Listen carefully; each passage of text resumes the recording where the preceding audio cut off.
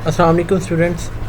आज हमारा database management system का सेकंड लेक्चर है और आज के हमारा जो टॉपिक है उसका नेम है जी फ़ाइल प्रोसेसिंग सिस्टम।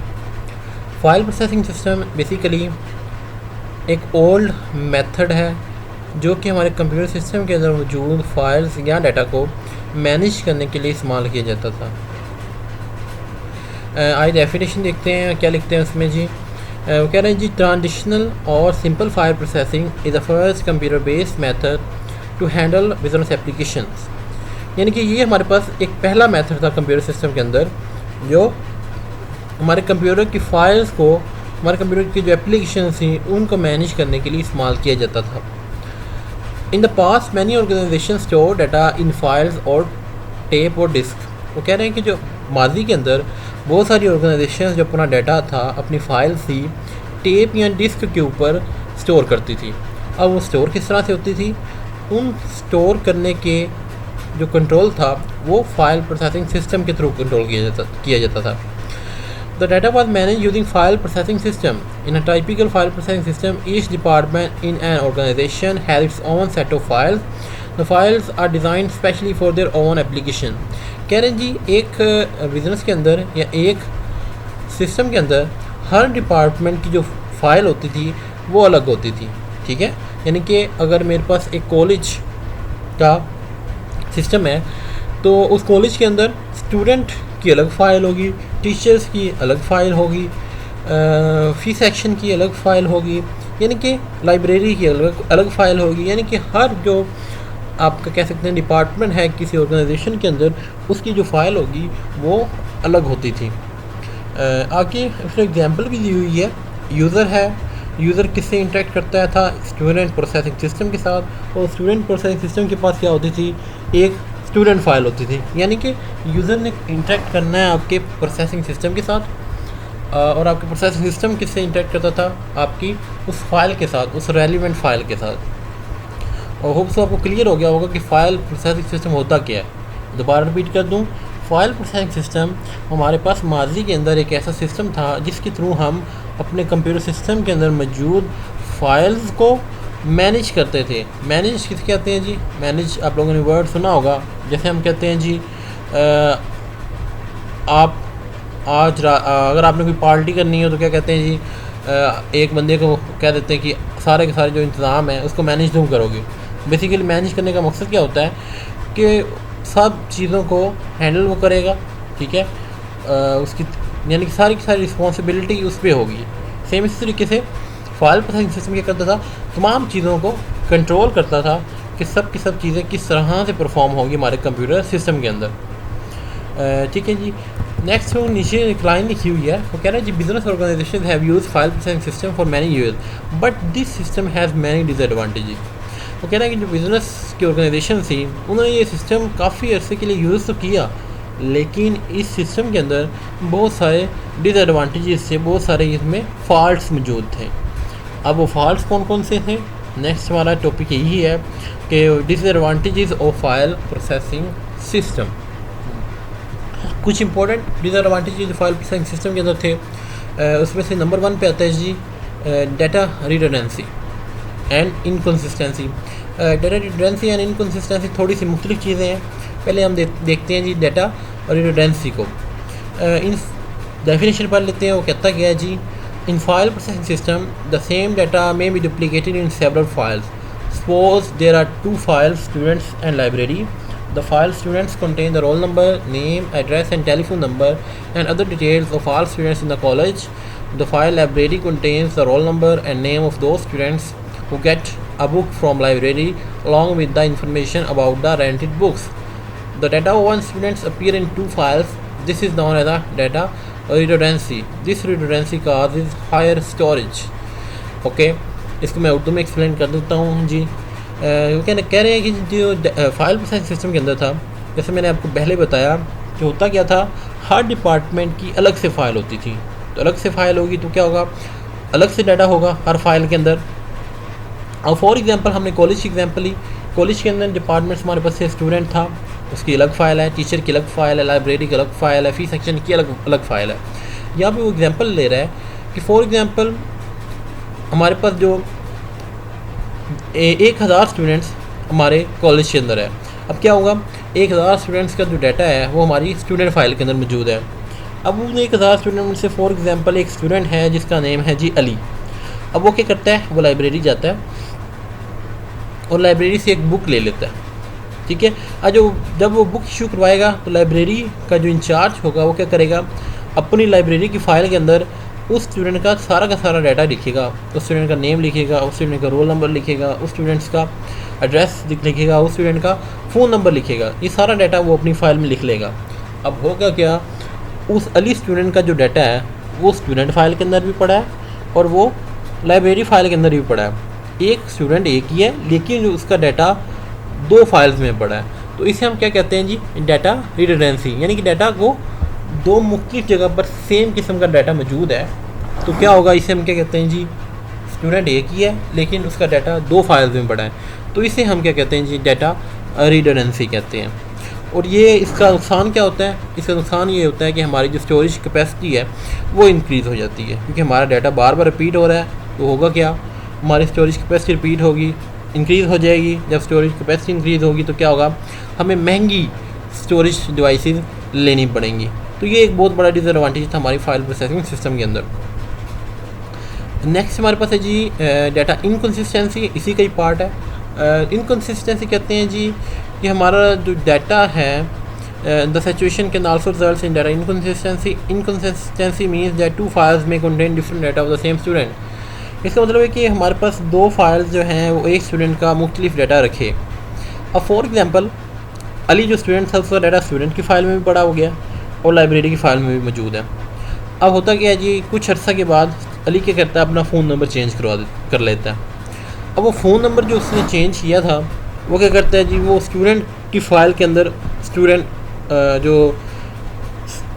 की फ़ाइल के अंदर उसका फ़ोन नंबर चेंज कर दिया जाता है, लेकिन किसी वजह से लाइब्रेरी की फ़ाइल के अंदर उसका फ़ोन नंबर चेंज नहीं किया जा सकता।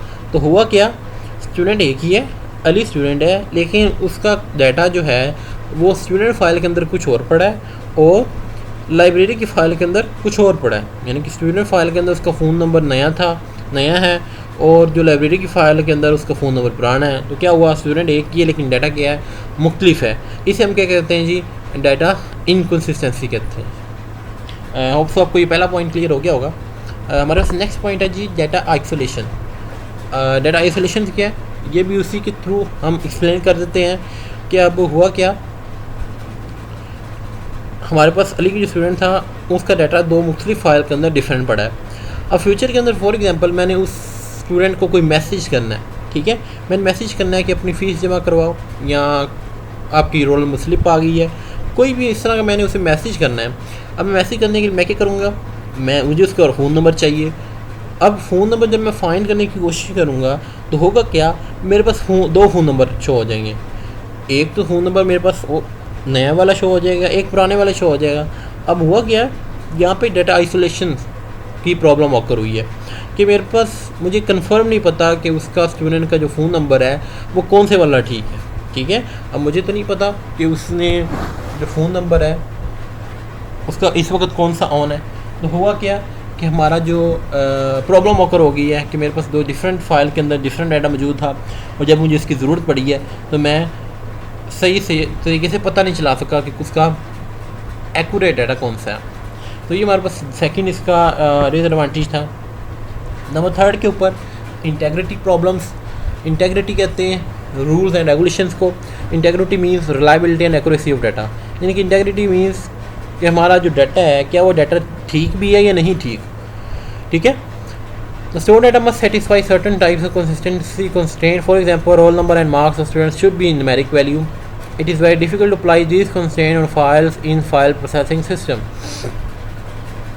अब वो कह रहा है जी हमारे पास फाइल प्रोसेसिंग सिस्टम के अंदर इंटेग्रिटी कंस्ट्रेंट अप्लाई करने की भी फैसिलिटी मौजूद नहीं थी। अब इंटेग्रिटी कंस्ट्रेंट क्या होता है, ये एक ऐसे रूल्स होते हैं जिसके थ्रू हम अपने डाटे को फाइल के अंदर एंटर करते हैं।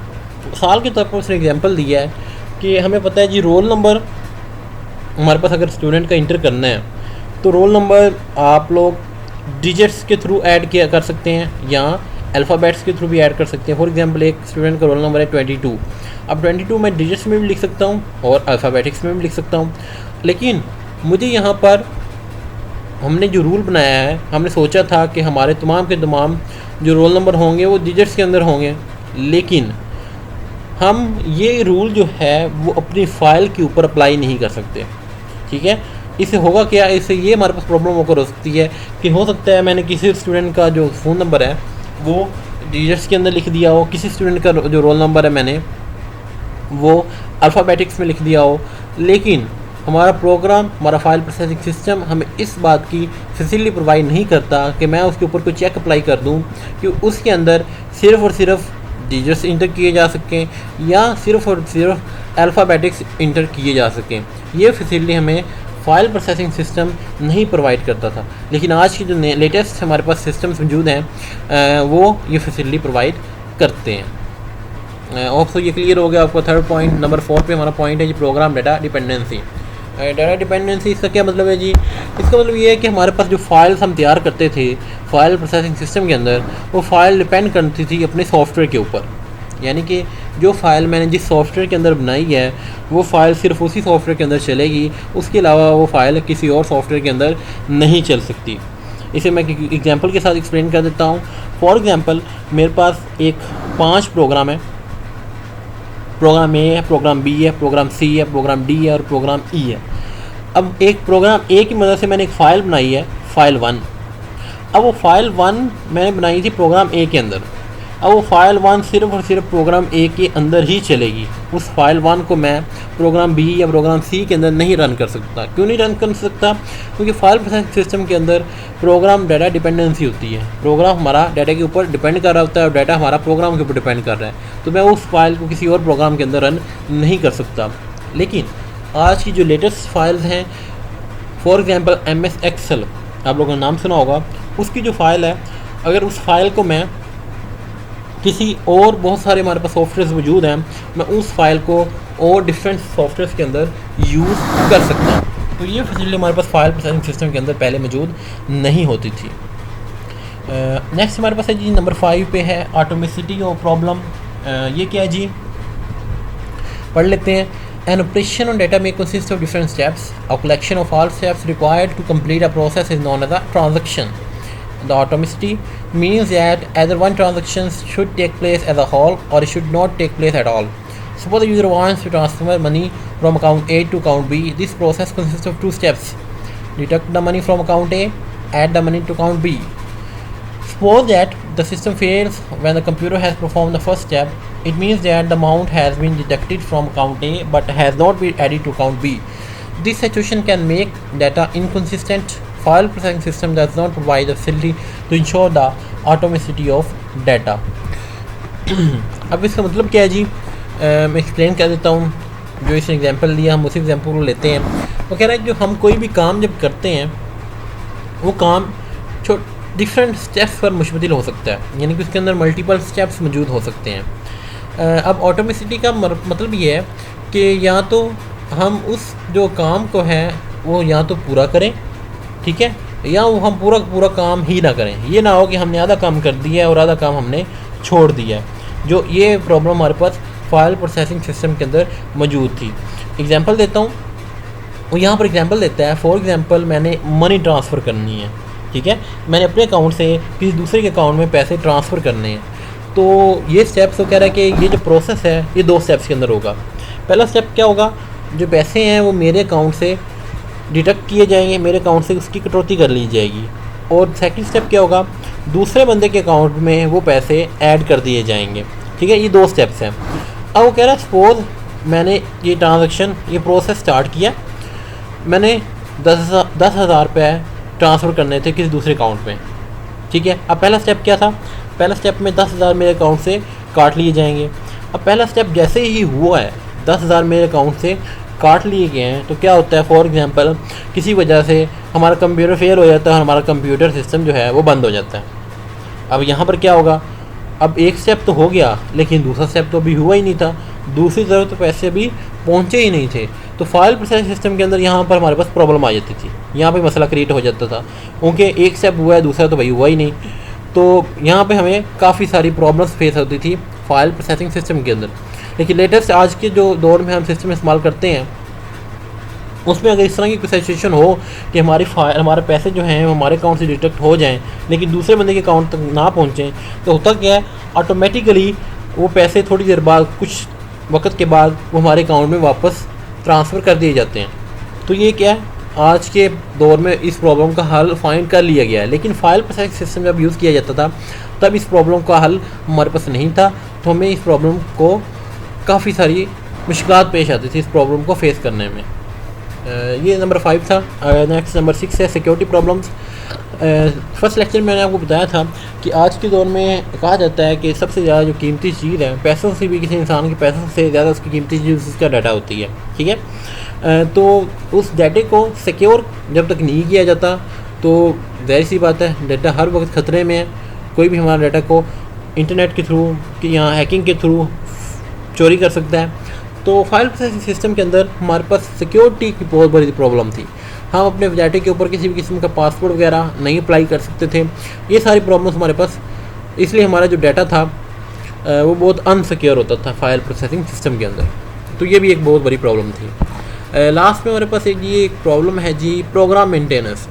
ठीक है जी, इसमें है जी कि हमारे पास जब हम अपना सिस्टम, कोई भी हम सिस्टम जब बनाते हैं तो ये नहीं है कि उसको बना को हमने छोड़ दिया।